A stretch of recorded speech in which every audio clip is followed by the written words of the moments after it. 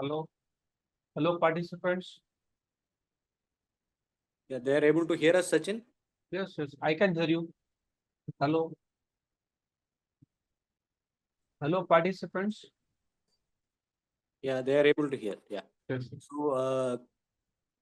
So a warm welcome to all of you for today's Well Tech Talk. So IW India Mumbai branch is organizing this a series of tech talk on nickel and stainless steel in collaboration with Nickel Institute. So we have planned six lectures in the next 8 to 10 months on these topics. So today, so this entire series will be handled by Mr. Gary and Dr. Graham from the Nickel Institute, and this will be supported by or assisted by Mr. Jurg. So all of us are here today. So Indian Institute of Welding is also running a webinar series which we call as the Win Talk. So our next one is coming up soon. And this Win webinar is basically on oil and gas pipeline, the threats past, present, and the future. It's going to happen in the last week of November. And this will be delivered by Dr. Phil Hopkins. So we will be sharing with you all the details, including the registration link, which will be mailed to all of you. So those who are interested can please register and make use of this. So now coming back to today's webinar, this Weltech Talk is being sponsored by Electronic Devices. So now I request someone from the Sigma team or the Electronic Devices team to introduce their company. Vikram. Yeah, Vikram, I think Thank Vikram you. is there from. Yeah, Vikram. Vikram, please start. Vikram, yeah, you can Yeah, start. thank you, Srinivasan sir. Good evening, everyone. I am Vikram on the behalf of Electronic Devices Private Limited. It's my pleasure to welcome you all.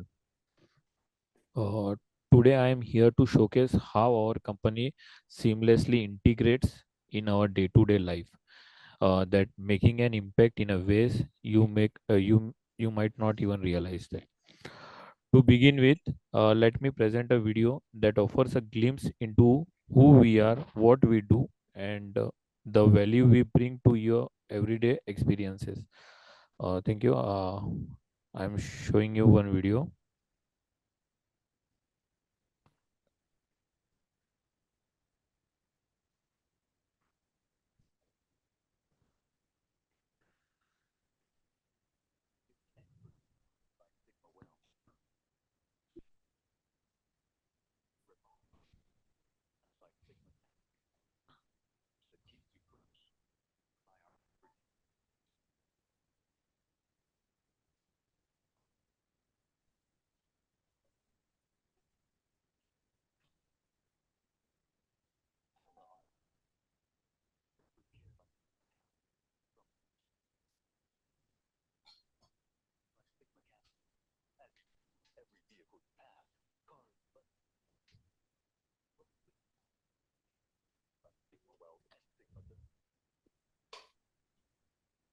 Hello, Vikram. आवाज नहीं लगा film Yes, sir. Film आवाज नहीं है. Hi, sir. आवाज नहीं है film का. Wait. So it's not audible. Yeah. No. Wait, sir. Sorry.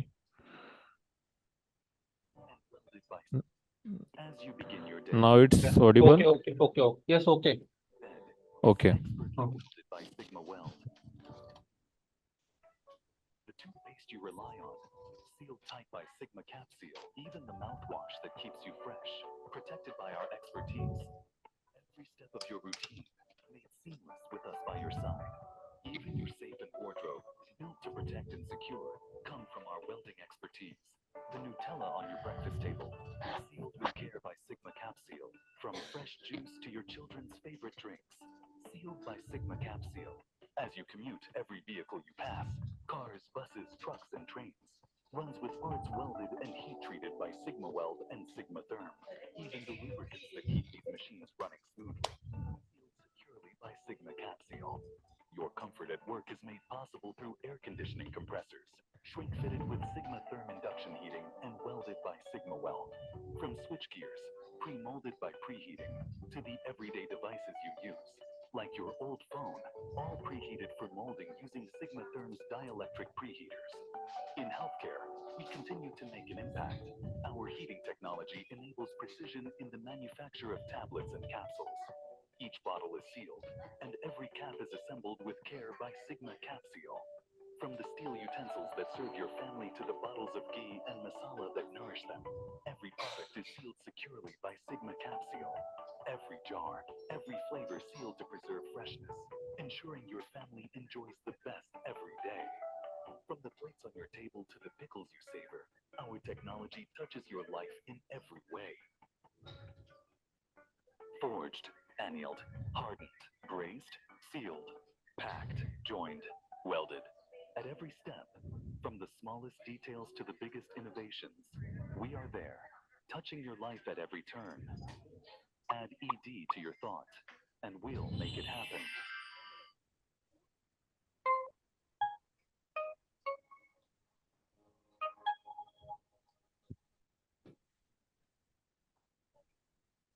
As you begin your day, Yes, sir.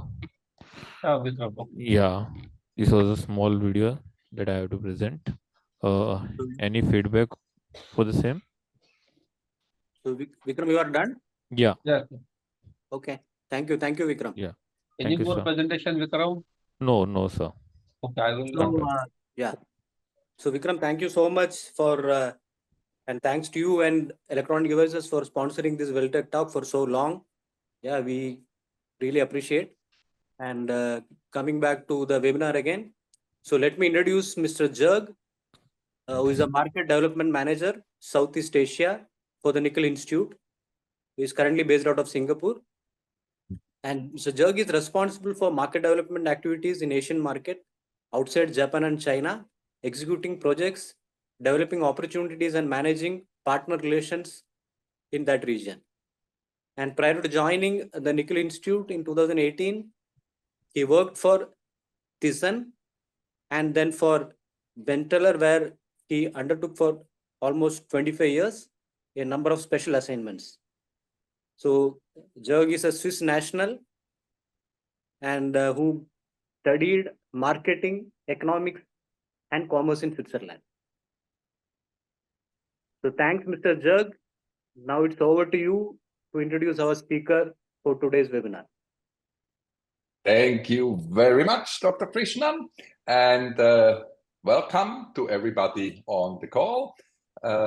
I would like to quickly introduce as well the Nickel Institute and as well IMOA.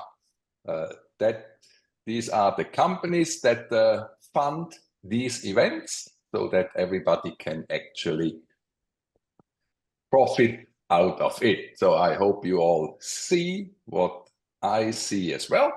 So the Nickel Institute, it's what we do is we promote this and support the appropriate use in the appropriate applications of nickel and nickel alloys. We are a non-profit organization and we represent the majority, the leading mining companies that actually get nickel out of the ground and into our system. Still, even with the hype of batteries, where a lot of nickel is used, so still 70 to 75% of the nickel goes into stainless steel. That's why we focus that much on stainless steel and the education on stainless steel. And where we are located, headquarters is in Toronto, as well there where Gary sits. Then we have science and research labs in the US in Durham. We have a European headquarter in Brussels, very close to the EU board. Then we go over to Asia, where we have a representative office, a non-profit organization office in China, and one in Japan. Then we have rep offices in Australia, and I'm sitting in Singapore. IMOA is actually the same. They are representing the molybdenum industry. They are as well a non-profit organization. And as we all know, molybdenum is a key alloying element to improve the corrosion resistance and as well additional toughness and strength. So they are as well in every daily life. Molybdenum is used especially in the higher alloying when it comes to the transition of green energy in the industrial and building application and so on. But more important is actually the speaker of today, and that is Gary Coates. He is the technical manager for the Nickel Institute in Toronto. Gary is a metallurgical engineer who has worked in the stainless steel and nickel alloy industry for over 48 years, the last 25 with the Nickel Institute. He has worked in many different end-use industry and with fabricators to ensure the quality of the fabrication, to ensure long life of the equipment. He is actively involved with many professional societies in the corrosion, welding, and metals and mining industry. He has made so many presentations on all aspects of the use of stainless steel and nickel alloys. Gary is a professional engineer registered in Ontario, Canada, where he is based and is living as well. So, and with that, I'm very proud to hand over to Gary to actually start his presentation. And I wish everybody a very interesting and hopeful, with many questions, webinar. Over to you, Gary. Okay, thank you, Jörg. And Just a minute, just. I will stop sharing.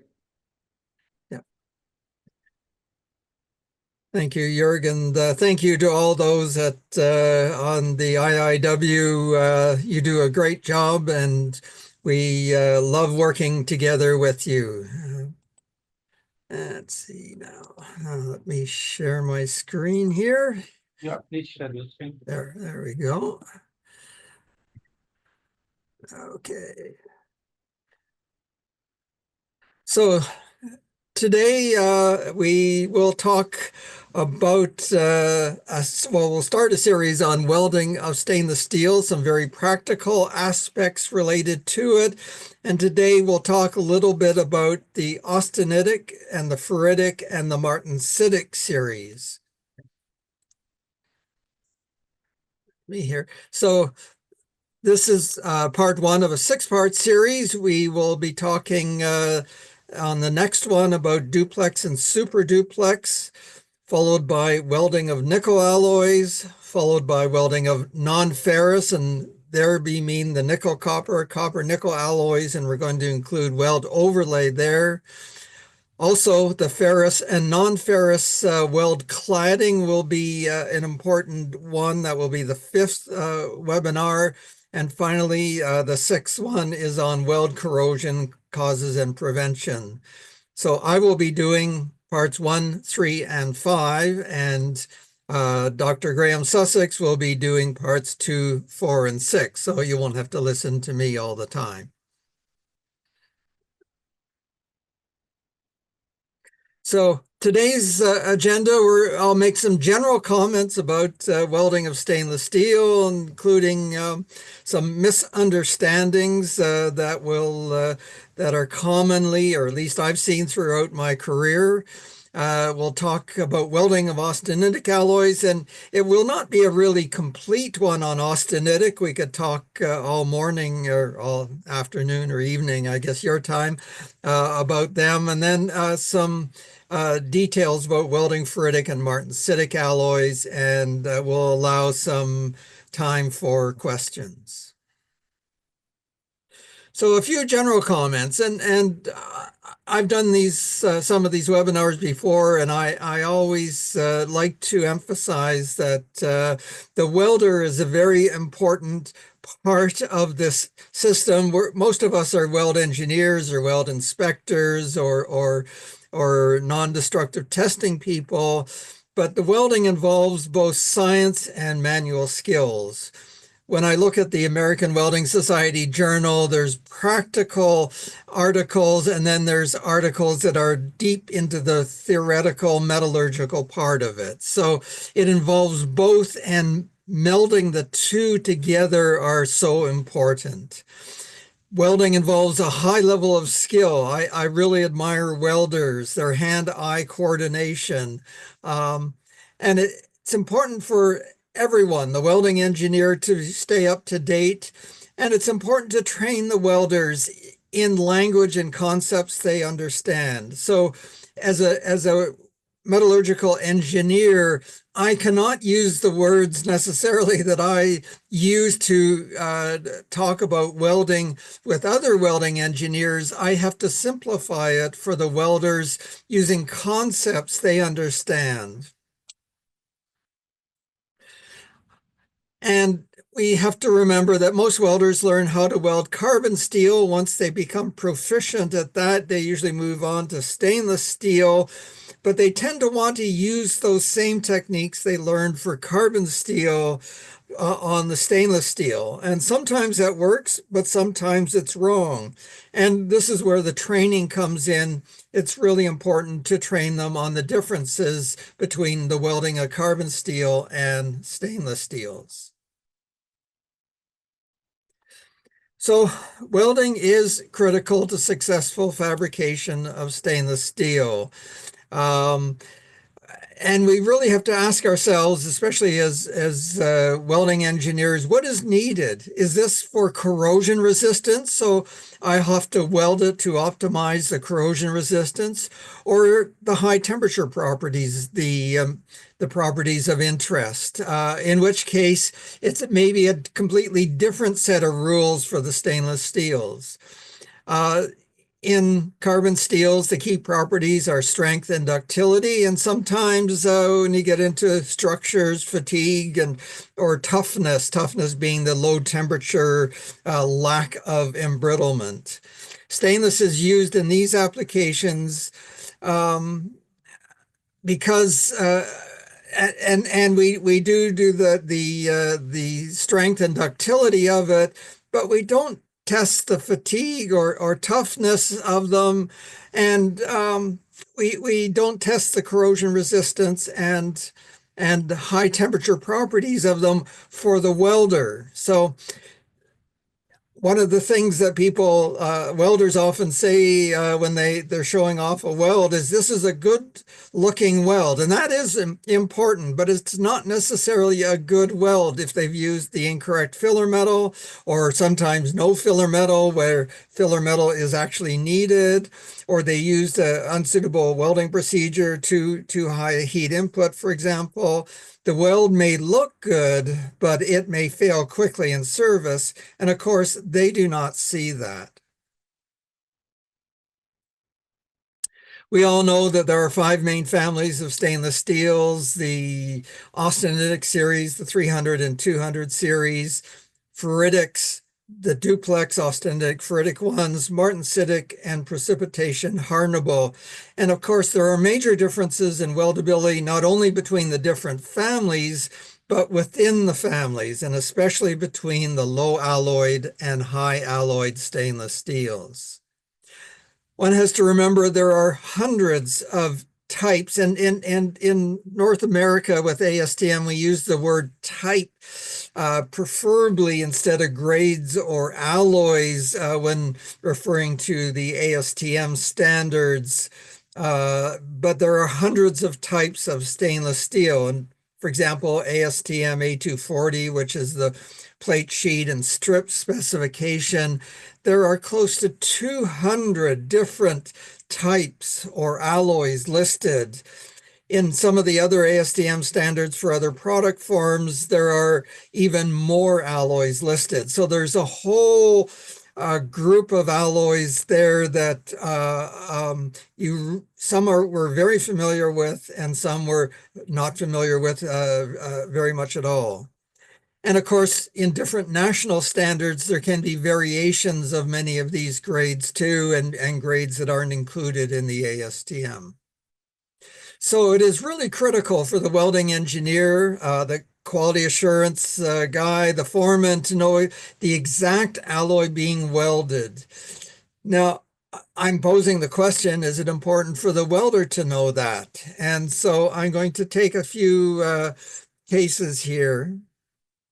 First of all, the chain is only as strong as its weakest link. That's a common expression we use. And if the chain breaks, the chain is essentially useless. So if the welder is not, if the welding engineer has specified it right, but the welder is doing it wrong, essentially the weld is bad. And the welds in a stainless fabrication are usually the weakest link. So let's take a couple of misunderstandings that I have come across. And so the first one, the welder knows that 308 filler metal is the matching filler metal for 304L, but after finishing most of the components, he ran out of 308L, decided to use 316L to finish the job. And after all, 316 is higher alloy. It's got molybdenum in it, a little higher nickel content, and it is more corrosion resistant than 308L. Was what he doing correct? Well, in most cases, 316L is more corrosion resistant than 308L. But there are several exceptions, one of them being nitric acid, where 308L, 304L is more corrosion resistant than 316L. And there are some high temperature applications where 316L will embrittle, where the 308L will not embrittle as quickly. So we need to explain to welders that they need to ask a qualified individual whether a change in filler metal is allowed. Now, if you were doing something very strict in the nuclear industry, you know, there would be probably no question about the welder changing the filler metal on his own. But in many plants, and especially when there's fewer people around, he may make the decision himself.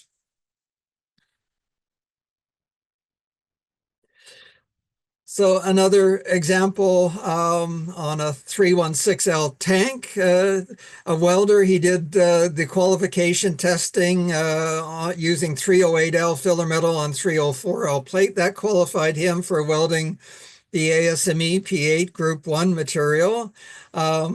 His weld, he passed the bend test, and maybe a tensile test was done too. And then he was given the 316L shielded metal arc electrodes to weld up the tank, but they didn't weld as nicely as 308L he had used in testing. So he switched to 308L. And why not? They passed all of the tests that he had to do. And of course, most of us know that that is completely wrong. 316L in this particular case would have a higher corrosion resistance to the tank media. And very rarely do we ever do corrosion testing as part of the qualification. So the welder hasn't understood that, okay, even though both meet the ASME P8 Group 1 material qualification, there's a difference of why the different alloys are used. And therefore you did it wrong. Now, some of you might say, oh, that'll never happen in my shop or in my chemical plant. But in reality, I was involved in a case. It actually didn't involve 308L and 316L. It involved duplex and super duplex, where they got qualified on 2205 material.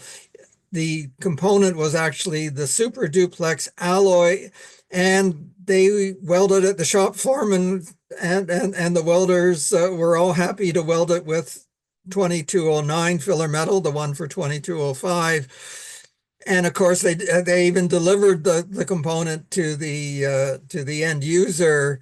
And then it was discovered that, wow, this is completely wrong. The whole job is essentially scrapped. You have to grind out the weld and re-weld it, and you get actually still an inferior product. So this actually does happen. Hopefully it's very, very rare, but the welder in this particular case, the welding foreman, didn't understand the difference between qualification welding and the welding in practice.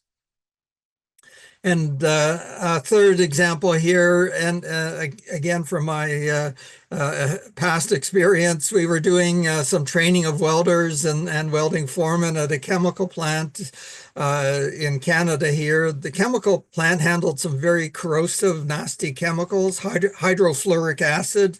If you've ever worked with that, you know that it is extremely dangerous for personnel.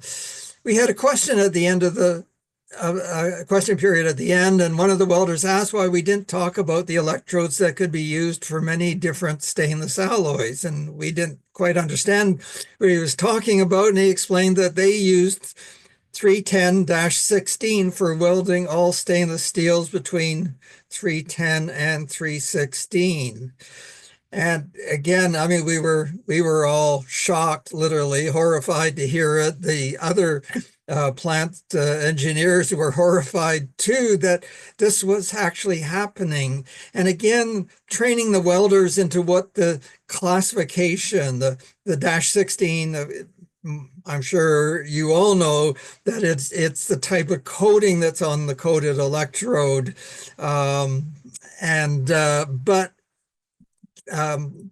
You know, the welder and he probably was told by somebody else that this was the case, and that's what he used, and that resulted in a very dangerous situation where a material that shouldn't be used for that particular job was used, and there's possibility of major leaks and danger to the personnel. Something similar is that, and I've seen it a few times, is that we've been told that an alloy such as 347 has very high corrosion resistance, and they know that, or they believe it is true because the number is higher than 316L, 317L. And you can sort of understand where that's coming from, that, you know, 316L is a higher number than 304L, usually more corrosion resistant. 317L is higher number than 316L, more corrosion resistance. But it's, of course, completely wrong. And we've seen this both in North America and in Europe. So let's move on to the talk about austenitic stainless steels. And over 75% of all stainless steel produced is an austenitic type. So if somebody says, I've welded stainless steel before, chances are it was an austenitic grade, and most likely either 304 and its variants, the 304L, 301, 302, are really the most common steels entered.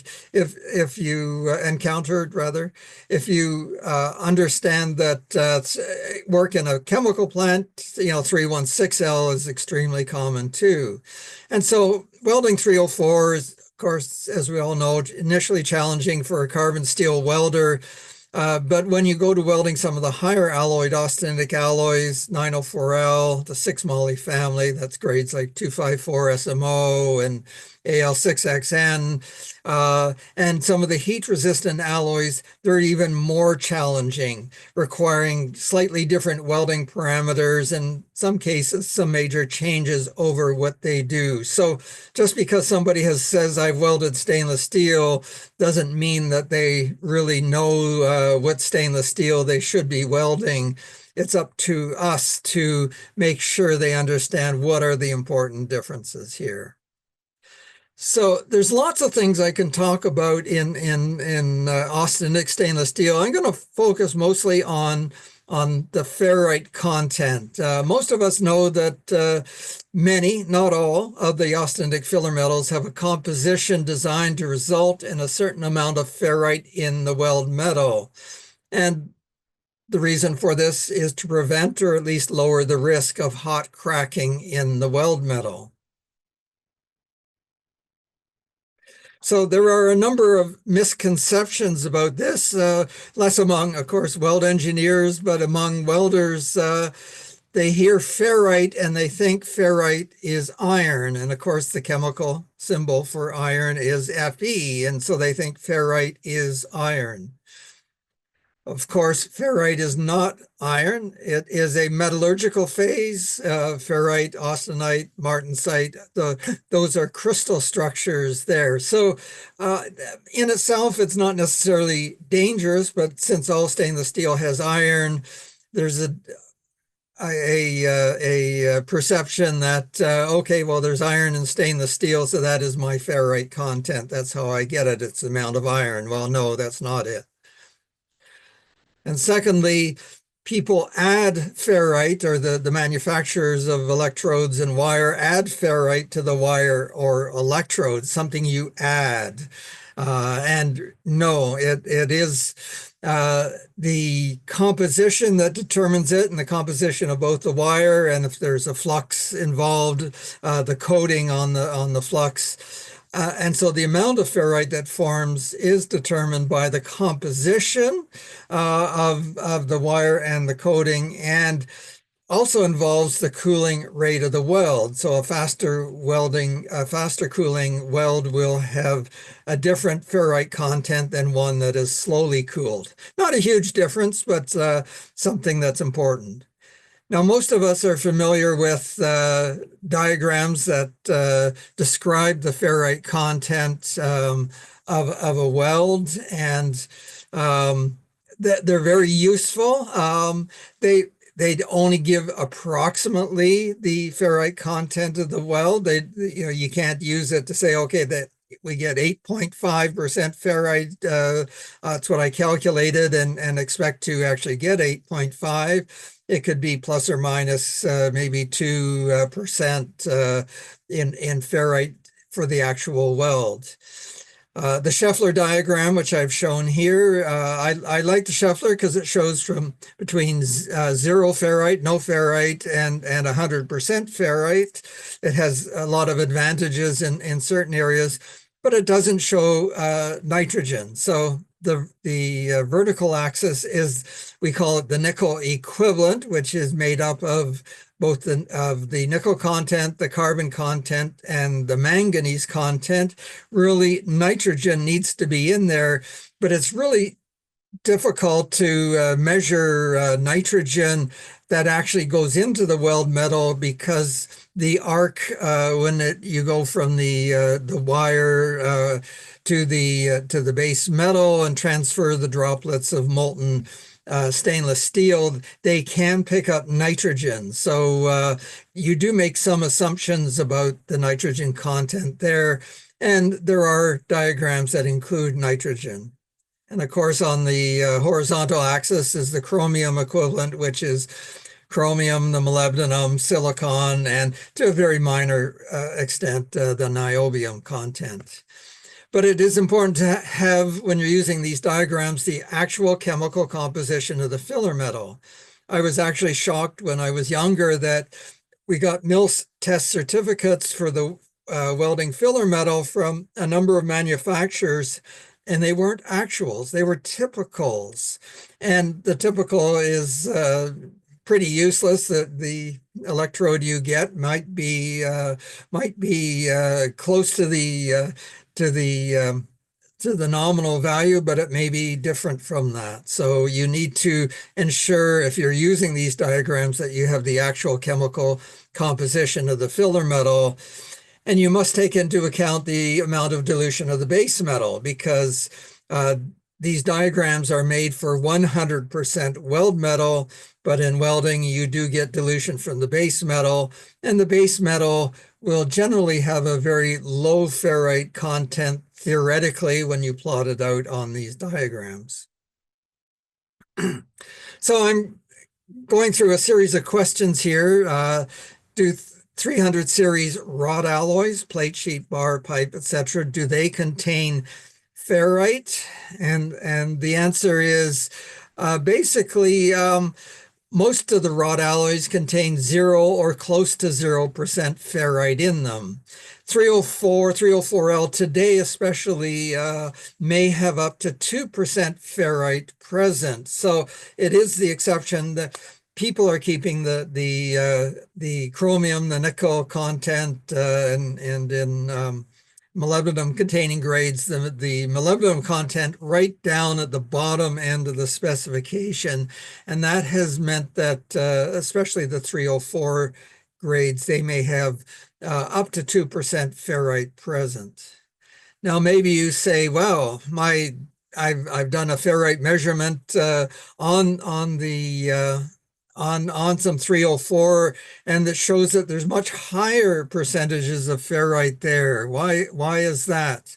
Well, these gauges depend on the magnetic response of the material, and while ferrite is ferromagnetic, it responds to a magnet, so is martensite. And martensite is easily formed in 304 and similar alloys due to cold working. So that's things like forming or stretching or rolling it or machining it, even left over from a cold finishing operation at a stainless steel mill. So if you measure the base material, the plate, for example, with a Magna gauge or Fisher ferret scope, it may show a higher level of ferrite than is actually present because it is also detecting martensite.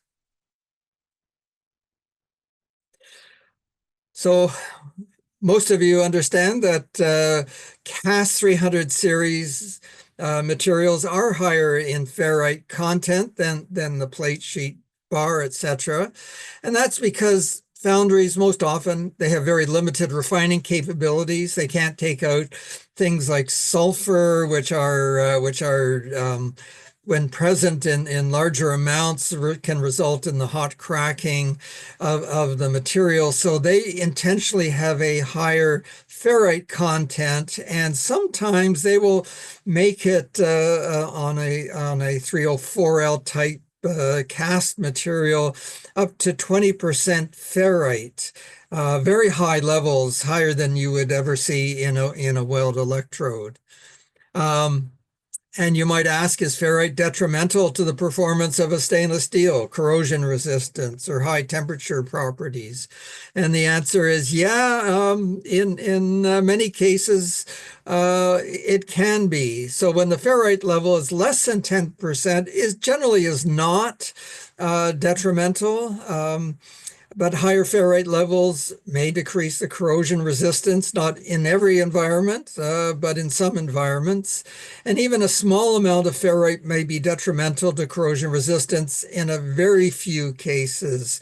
And often in those cases, the engineering company involved with the welding will specify a maximum ferrite content in the weld of 2% or even lower. For urea grade materials, they often say 0.6% maximum ferrite in the welds.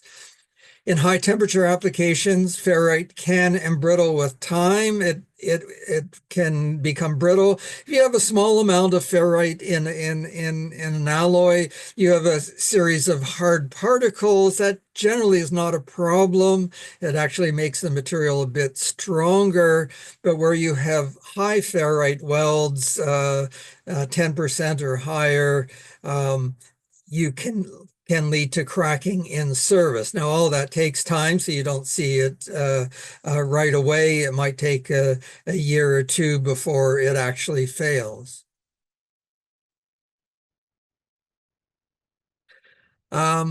So there are some filler metals that have 0% ferrite. So which ones and what do I have to do about those? Well, the most common excuse me, ones that have 0% ferrite are the filler metals for 904L and the 6% molybdenum alloys, which are used in corrosion applications, and the high temperature alloys such as 310 and 330. They have 0% ferrite in the filler metals, and you have to be very, very careful when welding those alloys, lower heat inputs than you would for standard grades. Cleanliness of the weld joint is very important, and even a highly constrained joint where as the weld cools and shrinks, and it puts stress into the base material. If it really can't move, then it can easily lead to hot cracking. And what stainless steel filler metals have high ferrite contents? Well, 309L, 309, and a variation of that called 309 MOL. They have higher ferrite contents than 308L, 316L, and they're especially used to weld carbon steel to stainless steel. Carbon steel can contain contaminants such as a higher sulfur content that can lead to hot cracking, but also you have a thermal expansion mismatch between the two, so you have a more highly stressed joint there. 312 has the highest ferrite content. It is used for more difficult to weld materials.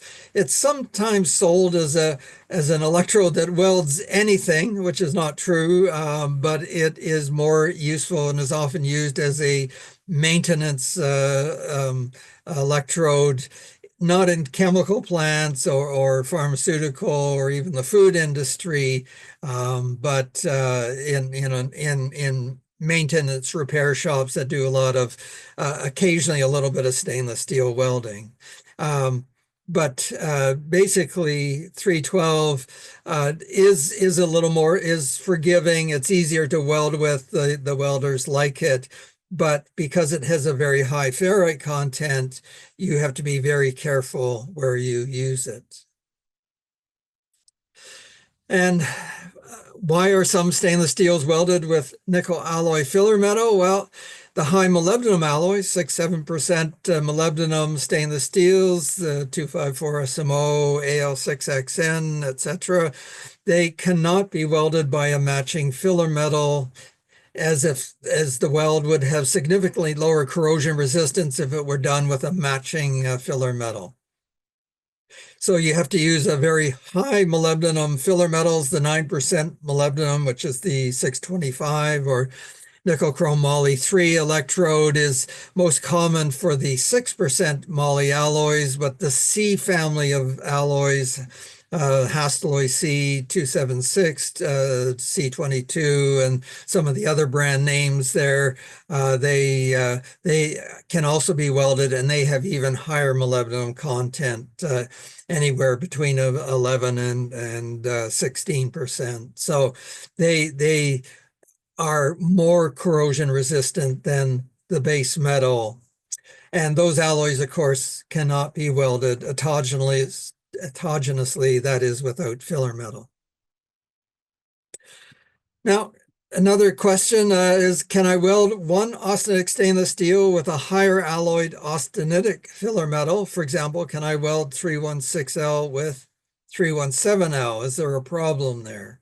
And the answer is Normally, there is not a problem. Yes, you can normally do that. You do have to ensure when we say higher alloy filler that it is actually more corrosion resistant or more oxidation resistant if it's a high temperature application than the base metal for that particular application. In general, 317L is more corrosion resistant than 316L, so 99% of the cases that's valid, but you have to be aware of the exceptions. And the technique of using a slightly higher alloyed filler metal is fairly common when doing in the field repair welds. And in the field repair welds, you can't get the same level of maybe cleanliness, and the external environment isn't all that clean. It might be hot and humid, and so it helps to make the weld metal a little more corrosion resistant. There's a number of chemical companies, pharmaceutical companies that will do this. So what are the most common problems encountered when welding 300 series stainless steels? Well, the first ones I'm just taking from my experience is distortion. The 300 series have a high thermal expansion coefficient compared to carbon steel, compared to the other types of other families of stainless steel. And so distortion is really the number one concern that we have actually, in my experience. And it's also very difficult to combat. There are things like, you need more tacks in when welding together plate, and you need to use a lower heat input. Then the high heat inputs will cause more distortion than the lower heat inputs. A number of factors come into it, but distortion is the number one issue I see that people face. Welding similar metals, again, because of the difference in thermal expansion coefficient when you're trying to weld them together, it's not easy. There are complications when welding some of the copper nickel alloys to stainless. You have to use a butter pass or an intermediate pass. You can't weld the two directly together in some cases.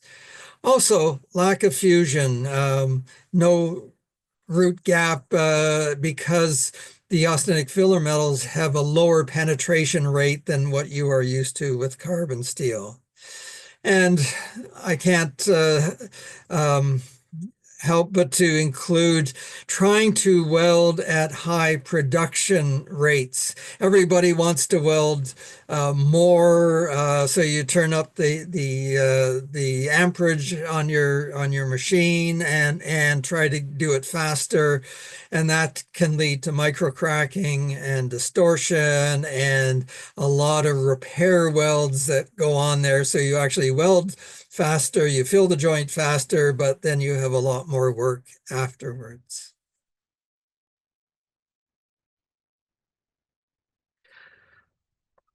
I'm no expert on welding the 200 series stainless steels, and for those who are not familiar with them, these are austenitic alloys that are high in manganese and often have high nitrogen.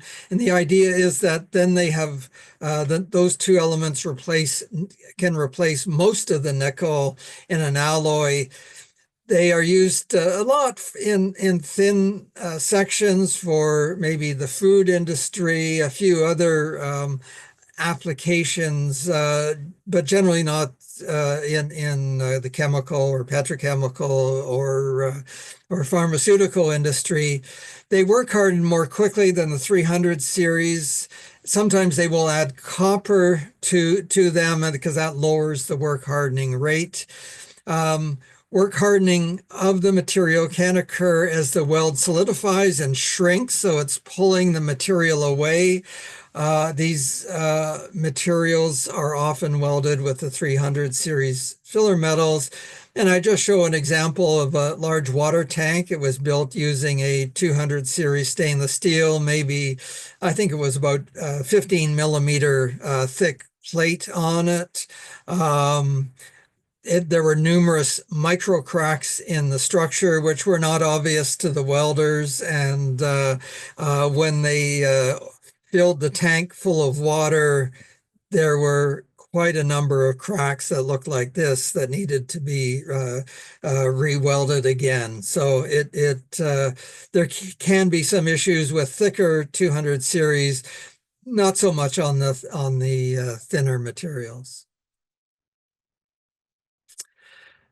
In the time remaining, I want to move on to the ferritic and martensitic families. There are two families that have a great number of different alloys in them with varying properties. So we can only talk about broad guidelines here on weldability and welding. And we think of these two families as being very different. The ferritic stainless steels are not hardenable by heat treatment. That's one of the goals there, where the martensitic stainless steels are hardenable by a quench and temper mechanism. But what is complicated and not really well understood is that when they call a weldable ferritic alloys, and they're used especially in thicker sections, they're actually a duplex grade, although not the austenitic ferritic duplex, but a ferritic martensitic grade. You're familiar, I'm sure, with 3CR12. The Europeans call it 4003. In North America, we have a 409 nickel. They all have a slight nickel content, and they are not truly ferritic stainless steels. And I'll talk briefly about them later. And one of the most challenging issues I have when somebody phones up and he says, how do I weld 410 stainless steel? And you know, the first thought is, well, 410, that's a martensitic stainless steel. But is it? Is it 410, the actual higher carbon version of 410, which can have as high as 0.15% carbon?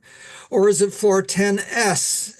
That's a more weldable grade used in plant construction, which has an 0.8 carbon max.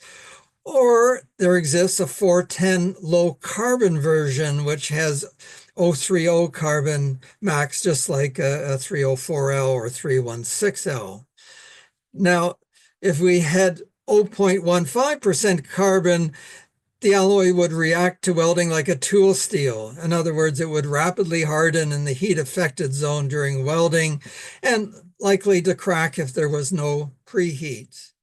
If it was the S grade and let's say it had 0.06% carbon, the alloy would harden slightly in the heat affected zone, fairly easily welded, usually a low preheat, and if it's thin enough, maybe no preheat at all there. If you didn't have the preheat on thicker material, it could crack, but that's only on thicker material. And if the carbon content was 0.01%, the alloy wouldn't harden at all. It would actually be a truly ferritic alloy. So even though 410 is a martensitic alloy, the 410 low carbon is essentially a ferritic alloy. So you can see it is not, it is complicated. So I won't spend too much time on the properties of ferritic, but they're basically a single phase, the ferrite phase. There's often titanium or niobium there to tie up the carbon and nitrogen. Nitrogen can be very detrimental in ferritic stainless steels, so they want to keep the levels down low, and what level there could come from welding, you want either titanium or niobium to tie it up. A truly ferritic stainless steel doesn't harden with the heat of welding, although it may become less ductile and less tough. they have a comparatively high ductile to brittle transition temperature, which is alloy dependent. Sometimes it can be minus 30, minus 20. Other times it's around room temperature. And that ductile to brittle transition temperature can be even above ambient temperature. So they have to be, you have to use them very carefully when you get into colder environments. The thermal expansion rate is less than austenitic stainless steel, more similar to carbon steel, a little bit higher than carbon steel, but much, much closer to that than the austenitics. The thermal conductivity, the heat transfer through the material, is much higher than an austenitic stainless steel, but still lower and significantly lower than a carbon steel. And they're susceptible to hydrogen embrittlement, and I mention that primarily because if you have moisture present, whether in the on the base material or on the welding electrode, you can get hydrogen released, and you can get an embrittled weld. Grain growth in the heat affected zone is the most often is the issue on thicker material of these purely ferritic stainless steels, reducing ductility, and often thicker material is not available because the thicker material from the mill will have a large grain size. So it's very difficult to make some of the pure ferritic stainless steels in thicker material. Some of them are welded with a ferritic filler metal, some are welded with an austenitic one, and some can be welded with either. And there are advantages and disadvantages to using one or the other. This is just a list of grades, and I just picked some at random here, but I divided them into the three families. That's my own divisions. One is the 11% chromium alloys. 10.5% is the minimum to call it a stainless steel. So these alloys are right at the very bottom end of the chromium content, and therefore the corrosion resistance. And then the ones in orange, they are a little higher in chromium content, and I call them more standard ferritic grades. And then we get into the high alloyed and super ferritic alloys, and we'll talk about each of those families. But 444 or 18 chrome 2 moly is a grade used in some parts of the world, and then there are some very specialized, normally proprietary grades that fall into this category. So in general, let's talk about the 11% chromium ones, various types of 409. They don't form sigma phase or a 475-degree embrittlement. And I'll explain the significance of that in the next slide. But they're the only ferritic stainless steel alloys that do not. So because of the low chromium content, they don't form sigma phase or the higher temperature embrittlement there. Generally, you find them in thinner sections, less than 6 millimeter or 1/4 inch, but they can suffer from grain enlargement in the weld and heat affected zone in heavier sections, which results in low ductility. They can be welded autogenously or with filler metal if needed. And there are some matching filler metals where you're using them especially for automotive exhaust systems, which is high volume. If they can't be welded autogenously, they'll use a 409 type filler metal, and either gas tungsten arc or gas metal arc welding is used, and 309 can be also used on these alloys. If we move on to the higher chromium ones, 430, 439, 446, they're not so common in the chemical petrochemical industry, perhaps the 446 for some high temperature applications. They can embrittle by sigma phase in this 475-degree embrittlement. And why I mention that is that if you're trying to do a weld repair on ones that have been in service at that temperature, they may not be possible to weld repair. They may be so brittle that you cannot weld repair them. Again, the grain growth is a problem. You can weld them autogenously in thin sections or with a filler. There are theoretically available matching filler metals for 430 and 446. They can be welded with a 300 series filler metal too, if appropriate. The 446 is often used where you don't want nickel, and so therefore welding them with a 300 series is not a suitable way of welding them. You want to weld them with a matching or a ferritic filler metal. And most of these alloys, you don't need a preheat. You do want a low interpass temperature and low heat inputs on them. And that's all to prevent grain growth. And finally, the high alloyed superferritic alloys, generally only thin sections. Some of those superferritic alloys, the maximum thickness is produced at the mills. And I just see a mistake there. It should read only up to 2 millimeter, not 2 meter, 2 millimeter in thickness. Please correct that in your mind. I'll correct that when I give out the slides later. And it's used mostly as heat exchanger tubes, these alloys. Very careful welding procedures, very low heat input. Read your guidelines for the specific alloy. Cleanliness and a fully protective purging are critical. Occasionally, a matching gas tungsten arc filler metal is available. Otherwise, an austenitic one may be used of the appropriate corrosion resistance. These are all used in corrosion applications.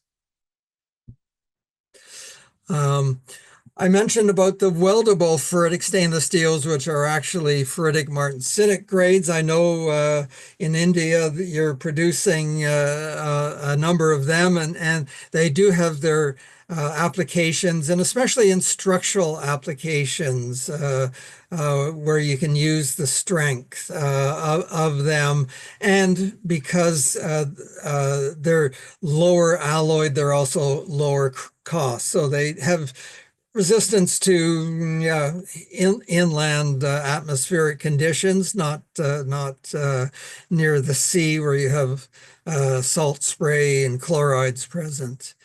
So as I say, the corrosion resistance is near the minimum for a stainless steel.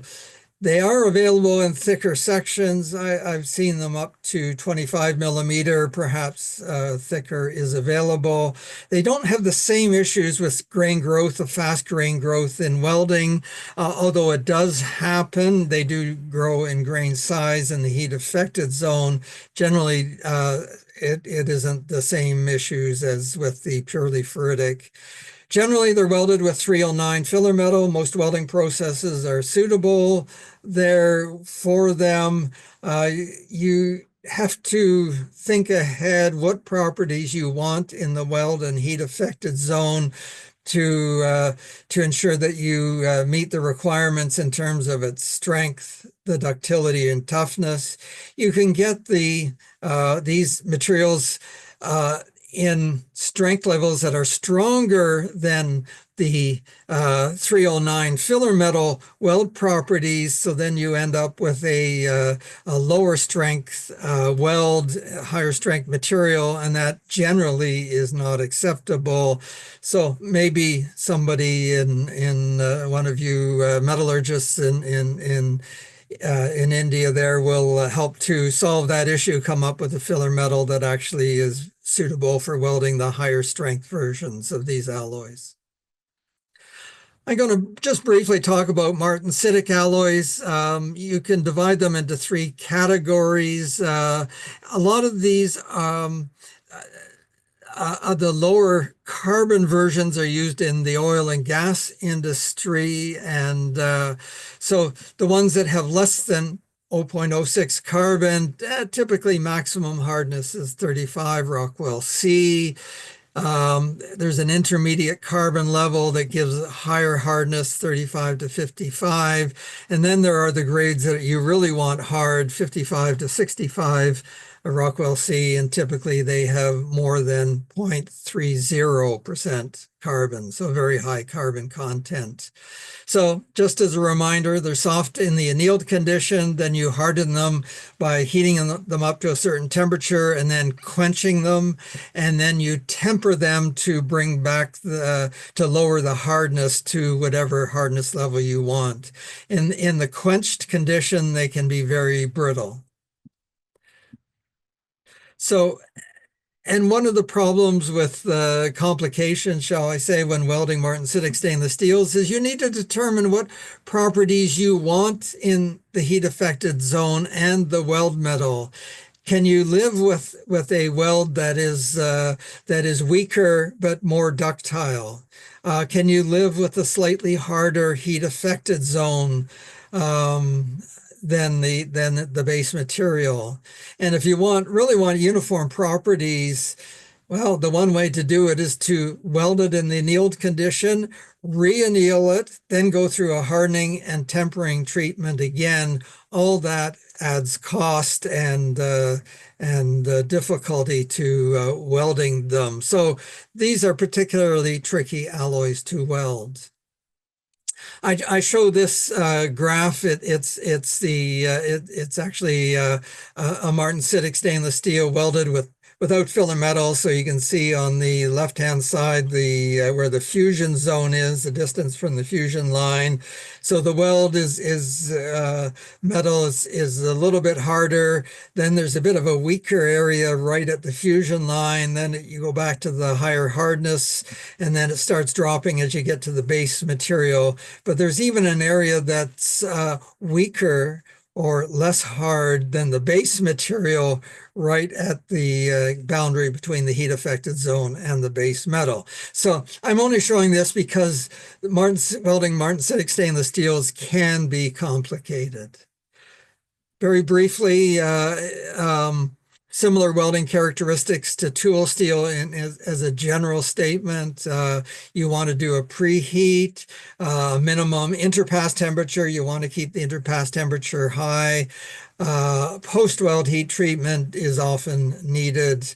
You have the choice of filler metal, soft and ductile, or hard and brittle, unless you do a heat treatment afterwards. The ones used in the oil and gas industry generally are the low carbon ones. You usually use preheat and heavier thicknesses, slight preheat maybe on thinner sections, mostly to make sure you remove any moisture from the surface because they are sensitive to hydrogen that may form when you weld a wet material or moist or material. The preheat temperature is often relatively low, 120 degrees C. Post-weld heat treatment may or may not be necessary. Obviously, you want to try to avoid it, but it may be necessary. Most of the time, they can get away without doing post-weld heat treatment. And certain alloys in certain uses, especially in hydrogen sulfide services, you might need to do a double tempering operation. So you temper it at one temperature and then temper it again at a slightly different temperature. The intermediate carbon levels, of course, as the carbon goes up, the hardness will also go up. And generally, you want to use preheat in thinner sections with an increased preheat temperature as you get thicker there. And you want the interpass temperature usually just below the MS value for the alloy. Those of you who are metallurgists know what that is, but I have to be reminded sometimes, but that's the temperature at which austenite begins to transform to martensite in a steel, and it varies with the alloying content. Generally, the intermediate carbon alloys, you do want to do a post-weld heat treatment, even if it is just a tempering operation to get the best properties. And finally, we come to the higher carbon martensitic stainless steels. Obviously, when you get to Rockwell C55 or to 65, they are very, very hard. They are very, very brittle. You do need to preheat for all thicknesses with an interpass temperature above that MS line. And they are tricky to weld. To avoid cracking in welding, very, very small welds, very small, low heat inputs there. But you also want them to cool to allow hydrogen diffusion because they are so sensitive to hydrogen that it's hard to avoid getting hydrogen into the weld. And generally, if you really want the best properties, you do a post-weld heat treatment.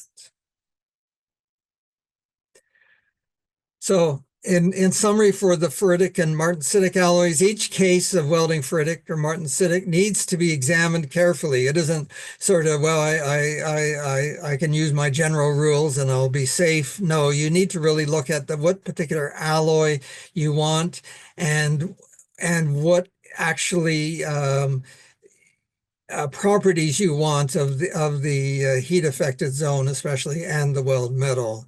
And even different compositions within the same grade can weld significantly different. Oops. And so there's a number of different publications on our website, the Nickel Institute one, and the AMOA website also.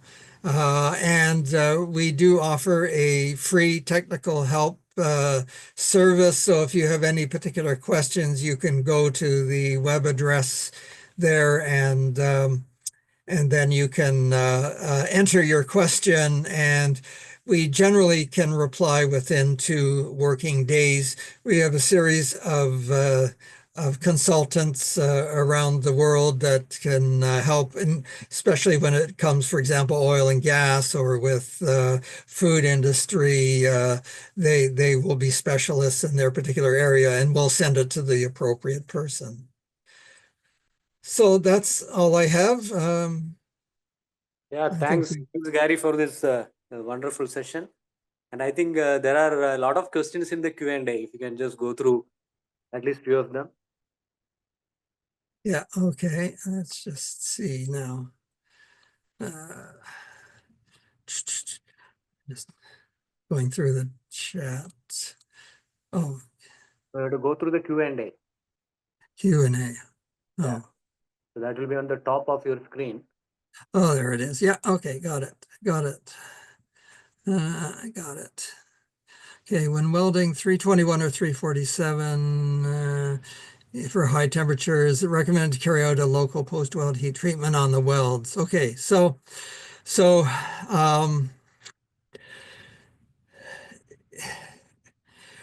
if you weld 321, which is titanium stabilized, or 347, which is niobium stabilized, the idea is those elements, titanium and niobium, you want them to tie up the carbon content.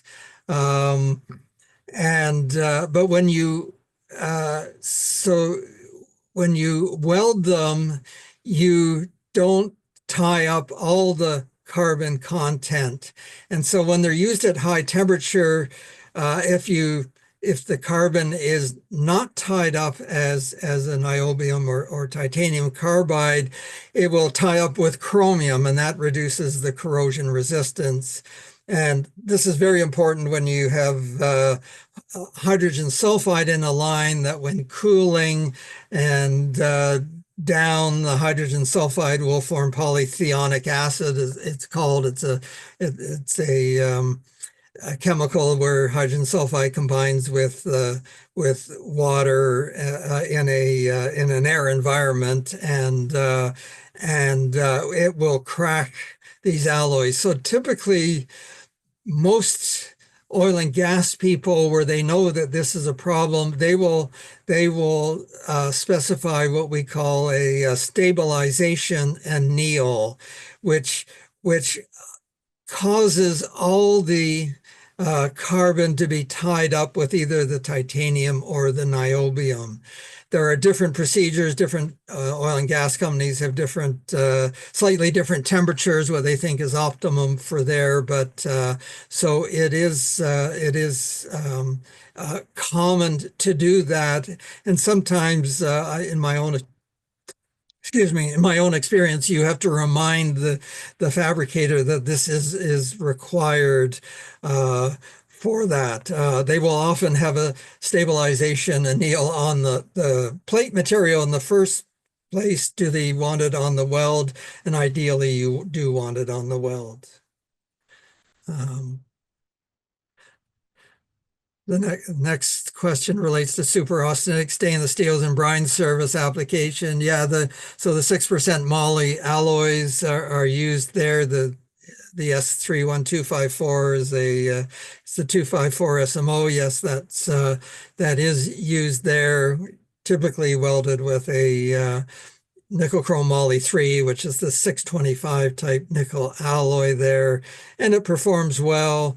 I might just throw in that the super duplex alloys are also used in those kinds of applications also. There's a following question. What heat treatments are required to be done? Okay. Yeah.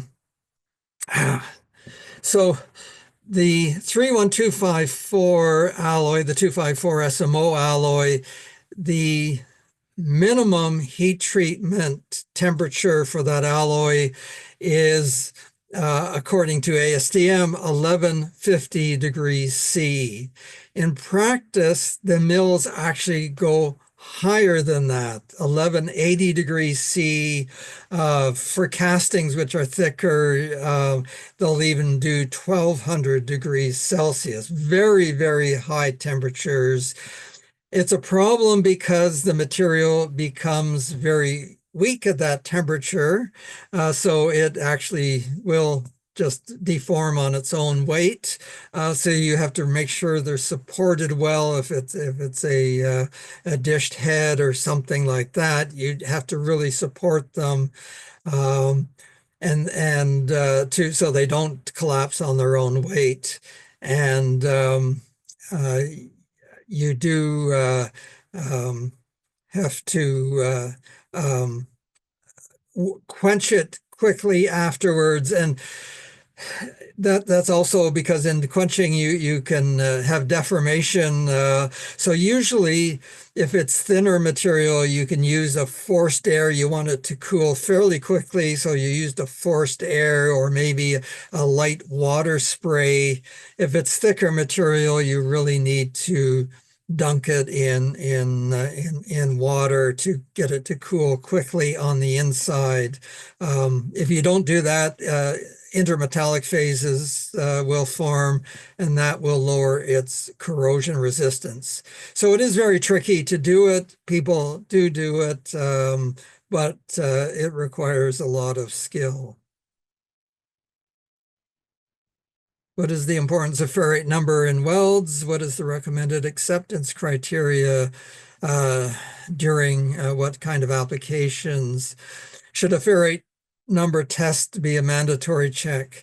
Okay, so the ferrite number, which is different than the ferrite percent, they're close to one another when you're talking about low numbers, very different when you get to the high ferrite numbers. So, I believe 100% ferrite is actually a ferrite number of 140. So it somehow you have to make sure you know whether you're talking about a ferrite number or a percent ferrite. But as I mentioned, there are you want some ferrite. You would like to have some ferrite in forming in the weld metal as it solidifies, so that you can avoid a lot of issues related to hot cracking. The problem comes when when ferrite actually has a bad influence, and There are very few corrosion environments where ferrite numbers less than, let's say a ferrite number of 12 or less, or percent of 10 or less is a problem. Very few, but once you get over that number, there are more applications. And should it be a mandatory check? Well, if it's important, it should be. And generally, you should try to avoid high ferrite welding electrodes that end up with more than 10% ferrite. Even if they do weld nicely, generally more nicely than the lower ferrite ones, you should avoid them. But it should really only be a mandatory check when it is actually significant, and hopefully the engineering company that writes the spec will know when it is significant. So ferrite number on weld properties. Well, the ferrite doesn't really change the strength level a lot. It does make it a little bit stronger to have a little bit of ferrite there, but it's relatively marginal effect there. Even 100% austenitic weld with zero ferrite will generally be stronger than the minimum required for the base metal. So the properties are where you have to be careful where it's detrimental, which again is certain corrosion environments and also at high temperature applications. Sometimes we are facing issues of fissure-like indications in liquid penetrant examinations in the junction area where canal 600 weld overlay and stainless steel meets. What could be the reason and how to prevent them?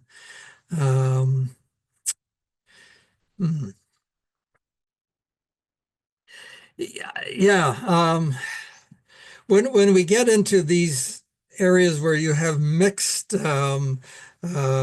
metallurgies in canal 600 overlay, so there are parts of that are diluted with the underlay material, which, if I understand correctly, here is 347, although usually you do 600 on carbon steel, but it's not quite sure. The nickel chrome iron 3 electrode should be a proper one. If it were me facing this, I would actually do a metallurgical examination to determine exactly where the fissures or cracks are. Sometimes you can see things in LPT that are not serious, and other times they go deeper and are serious. So you'd like to see exactly what is happening there. But nothing comes. My first opinion for that particular question is I don't see anything wrong with what you're doing, but you need to do a metallographic examination to actually see what is actually happening, where the cracks are starting there. It may be a contamination issue. The nickel alloys are very sensitive to contamination, but you really have to look for that.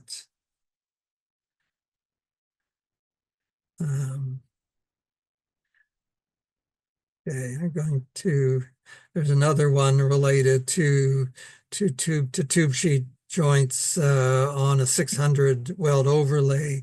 And again, because on an overlay, you have dilution of the base metal, so it depends on whether it's 1 layer of overlay, 2 layers of overlay, 3 layers of overlay on it to actually know what actually you have on the surface there.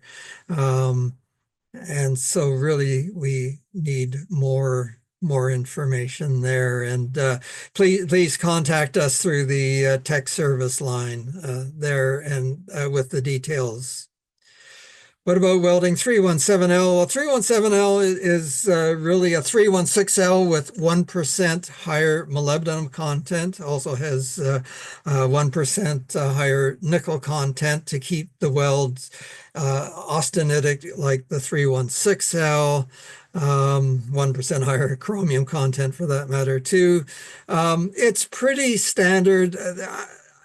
If you weld 316L in general, you can do it with the same parameters as on the 317L. It is a forgiving alloy. It's used a lot in pulp and paper in Canada, alloy, and people you generally have no problem welding it. What is the effect of nitrogen in stainless steel? Well, nitrogen is an austenitizer. It makes the, you can divide all the elements into either ones that want to promote the formation of austenite and ones that promote the formation of ferrite in a weld. So nitrogen promotes the austenite phase. In typical, let's say 304L or 316L, the nitrogen content in the base material might be somewhere around 04, 05, 06%. So you have nitrogen there, even if it is not reported on the mill cert, that just naturally happens. It does add strength to the stainless steel. It's one of the reasons why the dual grade 316L is the standard material. They tend to have a slightly higher nitrogen content because the nitrogen makes sure that the alloy is as strong as the minimum requirement for the 316 material while having a low carbon content.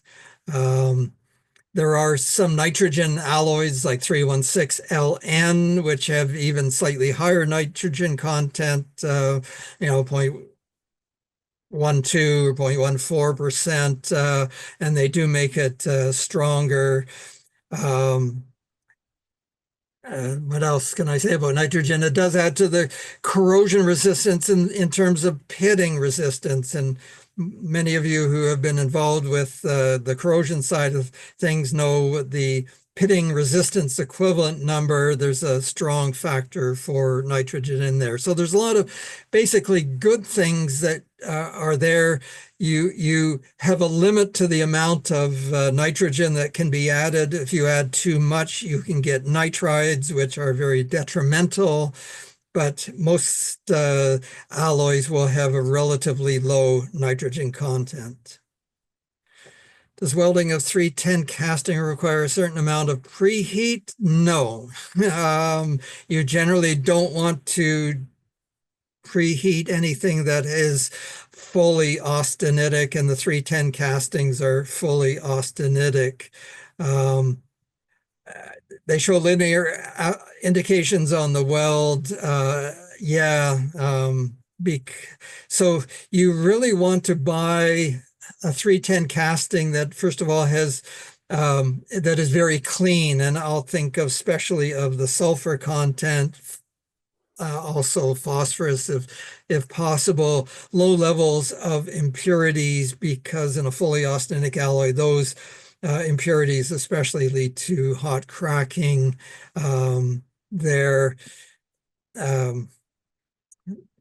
The show linear indications on the weld. I'm not sure if those are longitudinal or transverse. Generally, where you get hot cracking, they're transverse to the weld. Generally, you want to weld them as cool as possible, low interpass temperature also. A lot of people, when they're trying to do a weld repair, especially of a 310 casting, they want to pour a lot of metal in there, and that's bad. You got to take your time. Small weld passes, very little weaving at all. Just it'll take time, but in the end, you'll get a better quality casting out of it. Hey, Gary, I think there are quite a number of questions, which I think you may take one or two more, and we will be sending you all these. Yeah. Maybe- Okay. Yeah. Okay. I'll look forward to that. I'll do a couple more here.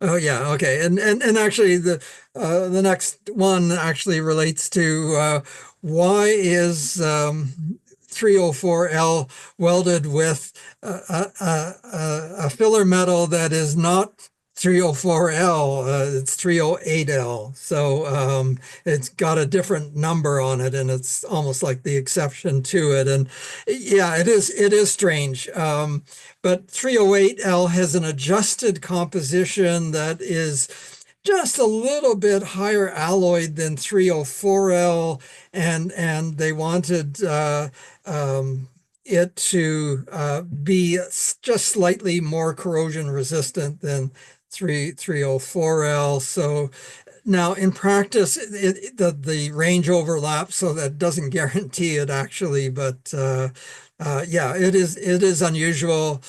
You don't find 304L filler metal called 304L. It's called 308L, and that's actually in the old American Iron and Steel Institute grades. There is one called 308L, and I understand they were even making wrought products in that grade at one point. Not since I've been around, and I've been around for 50 years, but back maybe in the 30s or 40s, 1930s, 1940s, they did that. And finally, why 316L316 material after welding area generate ferrite content before welding magnet not attached, but after welding magnet attached, heat affected zone and welding areas. Well, the ferrite is magnetic, so you know that the magnet will be attracted to the weld. It may on 316L, it should not be attracted in the heat affected zone. Now, maybe in a casting, well, obviously in a casting it would, because there's material in the heat in the base metal that is there, and but if there's none in the base metal, no magnetic attraction there should not be in the heat affected zone either. So that because the heating up of the base material in the heat affected zone will not cause ferrite to form, although there might be some right at the fusion line. I guess it is possible. So and maybe just quickly, the last one, I'm seeking your expertise regarding a customer recommended using 308L electrodes for root welding at 304 without purging gas. However, during practical welding, we encountered numerous defects at the root. Well, when you say 308L electrodes, I presume you're talking about a bare wire there, and not a stick electrode, because with stick electrodes, you don't normally do a purge of the root. There were some papers that I've read that talk about trying to do that without purging gas. And you do get, well, we call it sugaring, but a rough surface appearance if you don't have purge gas. There are some fluxes you can put on. We're not a big fan of them, but and it really depends on the application. If 304 has good corrosion resistance, and maybe you do not need the maximum there, but we would really recommend either using purging gas for gas tungsten arc welding, or some sort of backing material, or you can do gas metal arc welding. That tends to not have as much problem with sugaring on there. But yeah, in general, you need to do something on the root side. So, okay, so I will leave it at that. Yeah, thanks, Gary, so much. Because I know it's such a vast subject. It's very difficult to cover in an hour. Yeah. Yeah. So what we will do is we will send you all these questions. There are quite a number of interesting questions being asked by the participants. Yeah, so we will send it Great. to you over mail, and whenever you get time, you can reply, and then we will pass it back to them. Yes, I will do that. Yeah. So on behalf of the Indian Institute of Welding Mumbai branch, we would like to thank you and the Nickel Institute for this wonderful session. And we really now look forward to the next one by Dr. Graham. So we take a break. Thank you so much. Yeah. Okay. Thank you for Thank having you. us. Looking forward to next time. Yes, Yeah. sir. Thanks, Jack. Gary, Thank have a good day. Thank you, and sir. to everybody, have a wonderful weekend. you so Thank you, much. sir. Thank you. Bye. Bye-bye. Bye.